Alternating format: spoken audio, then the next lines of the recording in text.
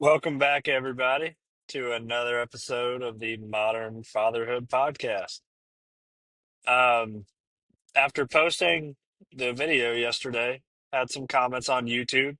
Thank you for the like and subscribe and interacting. Um, and the individual was talking about how he's about to have a kid, and one of the things that scares him is everything that can harm a baby. Um, So that just throws me right into more things I wish I knew before I became a dad. Uh, but before I really get into it, I just want to tell everybody it is completely normal to be anxious when having your first child. You are not alone in that. I promise. One of the things you will always see is people talking about WebMD, people looking things up on WebMD and freaking out. It's going to happen when you have a kid too. Every time there's something going on, you're going to sit there and you're going to look at stuff and Google it. And nine times out of 10, it's going to pop up with some crazy thing that's going to freak you out when all it is allergies or things like that. Um, which leads me back to having a good pediatrician. You want to make sure you have a good pediatrician on your side because there's going to be plenty of times where you're probably going to be freaking out a little bit. You're not going to be sure what to do. And you're going to think, I need to take them to the emergency room. And really, it's just scheduling a pediatrician appointment. Um, and here's why I say schedule a pediatrician appointment as well. You don't want to take that baby into a hospital, into a waiting room, and sit in a waiting room full of really sick individuals. Um,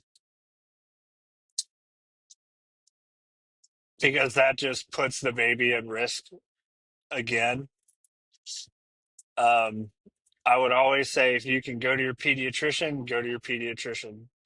Thankfully, our pediatrician office that we go to, they have after hour clinics and weekend clinics. So if there was something going on after hours or during the weekend, we had somewhere we could take them.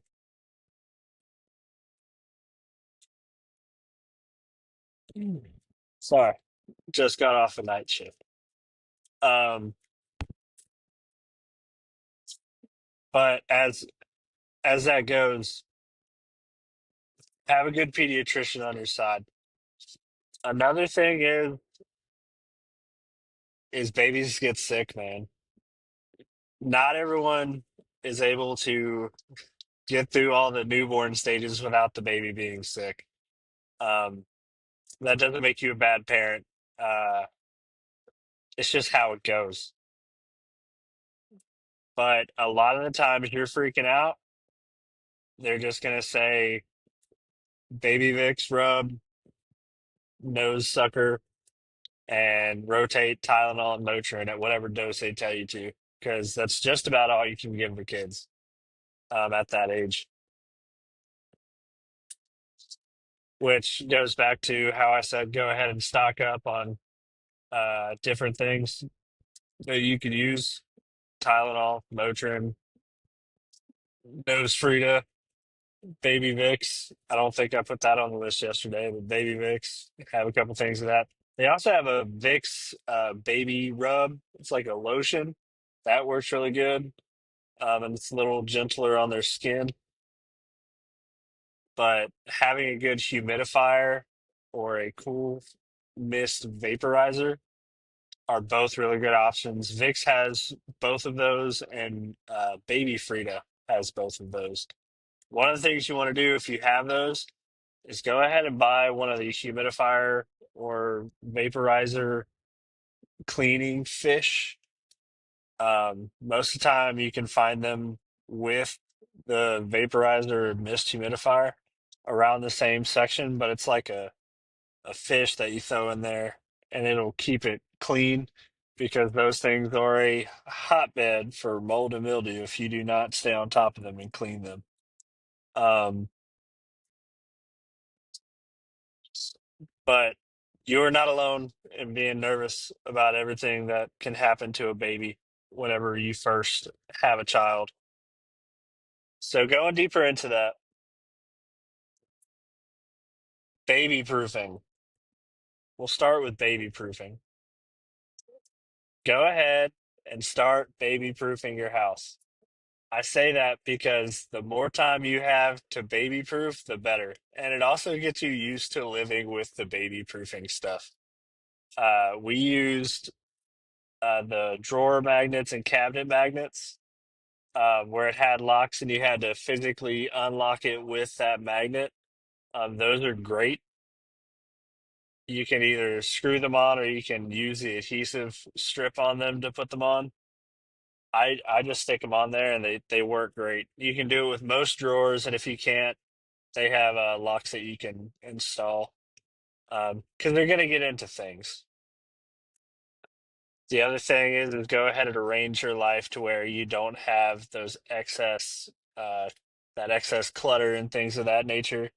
Not saying it's going to be perfect, but if you can structure it to where it all has a place to go, and you don't have to worry about the baby grabbing something once they're a little mobile, because you have everything organized or locked away with baby proofing stuff, do it. Outlets, you want to you want to get outlet covers because they're going to be interested in them because they're about eye level when they're starting to move around. Um, I say a lot, don't I? But you can get just little outlet pieces that clip in or like push in. Those are fine and dandy, but once they can start grabbing stuff, they're gonna start taking them outlet covers out.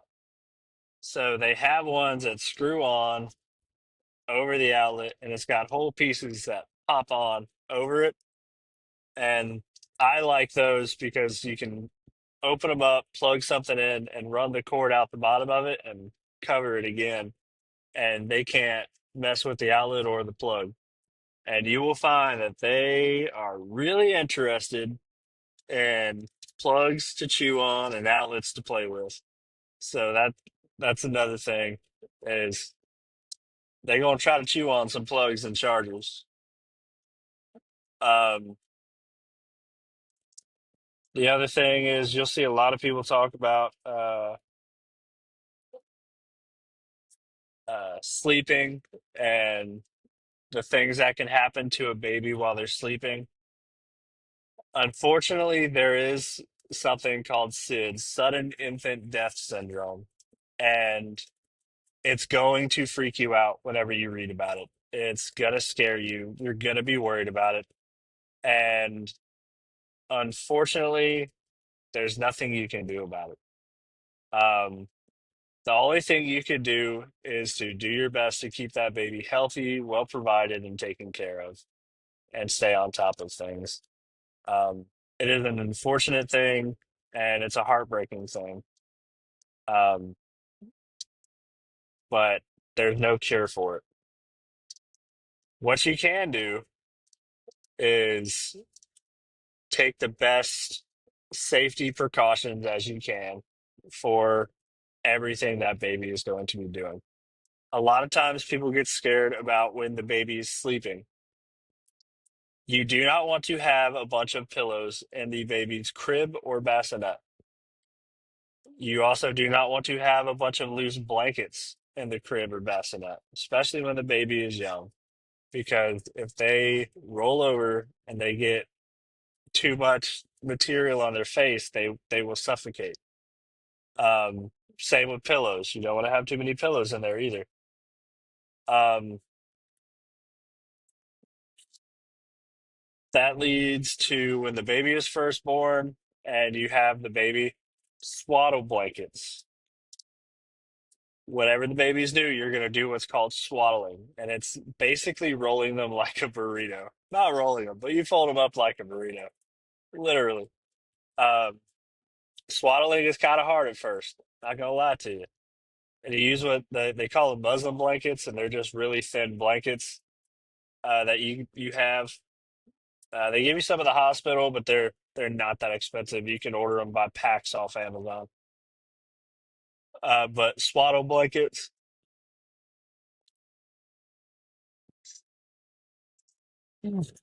sorry. Uh, damn, I'm saying a lot. I gotta fix that.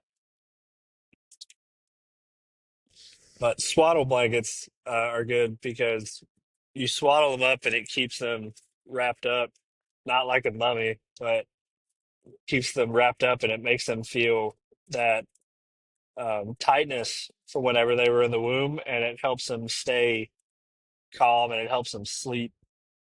Um,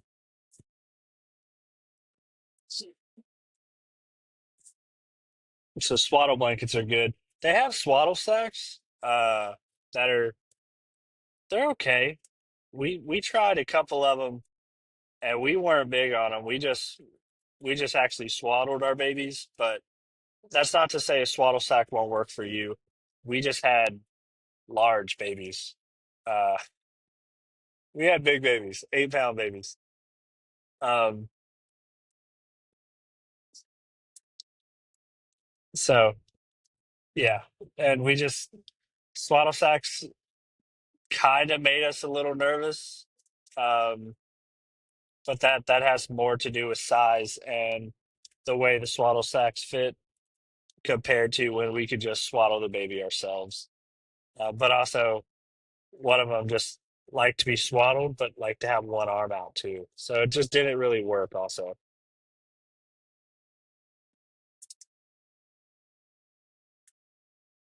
when it comes to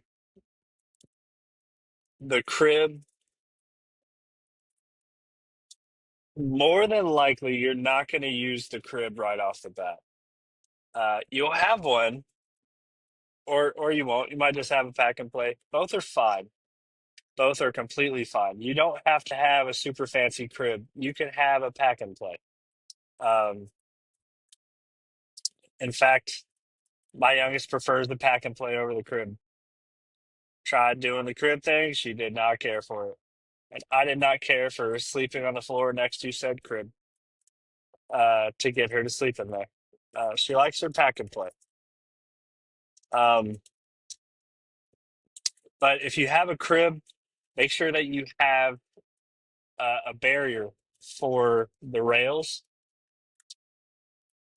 They have like mesh ones that weave through them and tighten, and like you can tie them shut, but it has a barrier around it so they can't reach through or get stuck in any sort of way. Those are good to have. There's also different ones where instead of weaving through, it's like a barrier where you have to tie it to each individual rail. They're very tedious, but they are out there. They are a good option as well. Pack and plays, don't really have to worry about that too much. We have a mattress for our pack and play, not just the hard mat. Because if you don't have the soft mattress with uh, the mattress cover and extra blankets, um, they're going to be sleeping on a mat, and you're going to want to lay a blanket or something down to give them some extra cushion. And I would say go ahead and avoid that because that goes back to having too much stuff in there when they're so little, where they could roll over and possibly suffocate themselves, or especially when they start rolling over in their tummy sleepers, because most babies do, they'll start pulling the blanket towards them, um, and it can pull it into their face. So I would say invest in a mattress for your pack and play. They're not expensive. I think we got ours for $30 on Amazon. You just take the measurements. And then they have the mattress protectors for like $5, and then they have baby sheets for about $5. All you can find on Amazon. They're a good option to have. It's really hard to break down everything you're going to be scared of when you're first a parent. Um, when it comes to things that can hurt the baby, there's a really long list of things, man. And it's unfortunate, but it's reality. The best you the best thing you could do is be proactive and prepare and hope for the best. A lot of times the things you're scared of will not come to fruition. We went through we had our boy during COVID. We had both of our kids and there were COVID restrictions. And it was scary. It was, especially because when we had our middle child or boy, we got COVID and mom had COVID and I was taking care of the kids. I was masked up with gloves, the whole nine, taking care of this baby who was so young and little, while also taking care of our oldest boy. And the worst case scenarios always went through your head. It was terrifying. And then next thing you know, I was positive for COVID. And thankfully none of the kids got it, but it was scary. That whole time, whenever it came to COVID, was scary when it came to kids. And it's already scary enough when you have a kid because you're thinking, oh, they have a cold too long, or they have croup or RSV. Um, those things are scary when you think about them, and you see them have a sniffle or a cough, and you're worried what it's going to turn into. And it's a valid thing to sit there and worry about because if they have those issues for too long, it can turn into something more severe, which is why you have the Vicks, the vaporizers, the nose suckers, because you want to stay on top of that, sucking out their noses, getting that mucus out of their bodies because they can't do anything with it. Um, but you're going to worry about those things, and that is a valid concern. If you are scared that their illness is going to get more extreme and turn into RSV, one of the things for you to do and to help your doctor as well is have a video, especially if it's around when they first start getting sick. Take a video of when they are laying on their backs and they are breathing. Take a video of their chest rising and falling, and take a video of their stomach while they are breathing. That is going to show you the difference if they have RSV, because when they have RSV, there's uh, a symptom of when they breathe, their breathing changes, and you can literally see it on their chest and stomach when they're breathing. Um, but do that to one, give you peace of mind if you are having anxiety about them getting RSV or turning into RSV, but also to show your doctor the evolution of their breathing if it does unfortunately turn into RSV. There's a lot of illnesses that you're going to have to be careful of and look out for when you have the baby. You have the common colds, you have flu, and then you have a bunch with really weird names like croup and thrush. Um, do your research on them, look them up, be prepared for them. Hopefully, you never have to deal with them. Odds are you're going to, though. Hands, foot, and mouth sucks, but it's a very common sickness, illness, whatever you want to call it, around kids, especially if you have a kid that has to go to daycare. Ooh, it spreads like wildfire. And all you can really do for it is take them to the doctor. Uh, Doctor will prescribe stuff, but most time it's rotate Tylenol and Motrin and get them through it. And it typically lasts about a week. Um, hands, foot, and mouth is probably the most common one you'll see with daycares and things of that nature. Uh, and I should have also asked you what were some of the things that you were feeling anxious about, which I will also do after you listen to this if I didn't cover everything. Please don't be afraid to ask me specific questions. More than happy to answer um, and get more in depth for you. Uh, keep saying, I say it so much. And then right after I say it, I want to say, but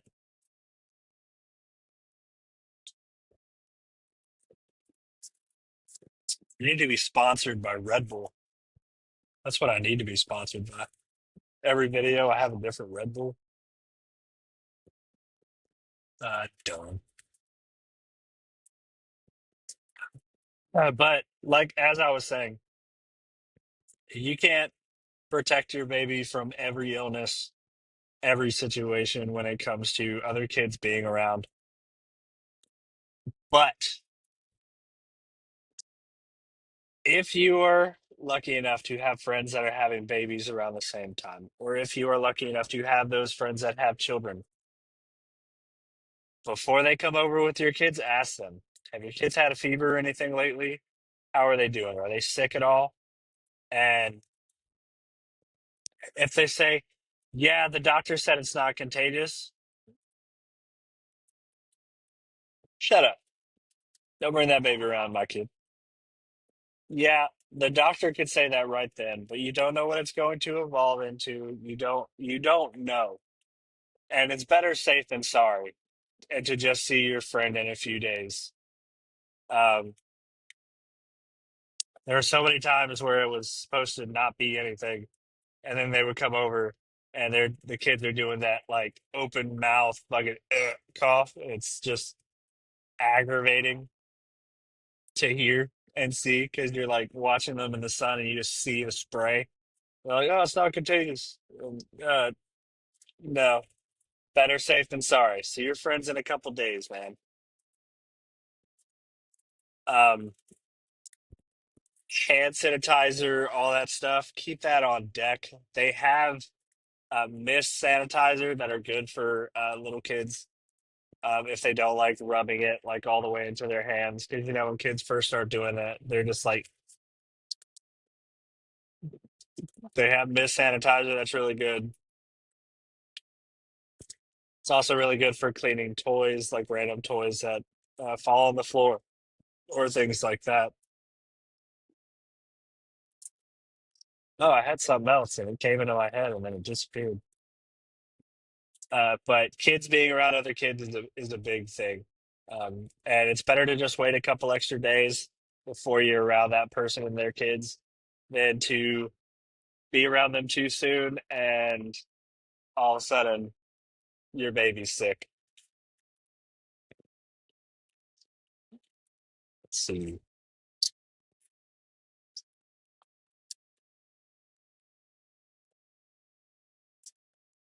Yeah, that's really all the random things I could think of. Um, Again, you can't protect them from everything, but you can be prepared for everything. That's the main point I'm driving here. And you're a good dad for being concerned and wanting to learn more. That's awesome. A lot of times dads leave it to the moms. I can't say I didn't either. Um, Before when me and my partner got together, uh, she came in and she took over. Uh, I don't want to say took over, but she became my oldest stepmom, and she was excellent. She stepped right into the role and never looked back, and she did an amazing job. And she was also in the medical field, so she knew so much more than I did when it came to that kind of stuff. And I'd be Googling, and she'd be like, "Wes, it's this," and then she'd show me how to do it. Because again, I was young, and I hadn't been to the doctor in years. I didn't know what I was doing. But I learned a lot through her, and especially through her mom, who was also in the medical field. Uh, but there's so many different medicine doses. There's so many different things you could do. It's good to have a list. If you have I would say get a whiteboard. This will be a good thing to do. Get a whiteboard, put it in your kitchen or near your medicine cabinet, and write the medicine doses on it. The doctor will give you a printout, and it's good to just kind of magnet it up there. But baby medicine doses go by weight, they don't go by the age on the bottle, which is something to remember. And the doctor will give you the specific doses because there are medicines where the doctor will tell you to go pick them up, and they are like children medicines and stuff, and it says consult a doctor, do not give, and then you have that doctor sitting there telling you to give it to your kid. It's because it goes by weight and it goes by what what the doctor says. Track your baby's weight at the appointment. Once you get it, they'll give you a little slip of paper with the information. Put that on that board and then have the medications that you have for the baby and write out the doses. And especially if they have a list of doses, or not doses, but yeah, how many doses a day they can take, just have a check mark and stuff like that. When you first have the baby, you're going to be tracking how many times they pee, how many times they poop, how much they're eating. You can use the whiteboard for that. We used our phones. We shared notes on our phones, and we would both go in there and update it as one of us was awake, especially because I'm a swing shift worker. So it was an easy thing for me to just stay up at night and watch over and take care of the baby and let her sleep at night, and then me sleep some during the day if I was on that schedule. But when she would wake up, the list would be updated so we could track it, because when you first have the baby, there's going to be pediatrician appointments and wellness checks on the baby.